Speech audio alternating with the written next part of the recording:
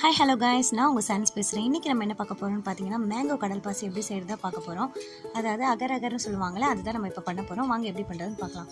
ஒரு பாத்திரத்தில் ஊற வச்ச கடல் பாசியை சேர்த்துக்கோங்க. சேர்த்து சூடானதும் நல்லா அதை மிக்ஸ் பண்ணிக்கோங்க. இது நல்லா கரைஞ்சதுக்கப்புறம் நல்லா சுகர் ஆட் பண்ணிக்கோங்க. உங்களுக்கு தேவையான அளவு சுகர் ஆட் பண்ணிக்கோங்க.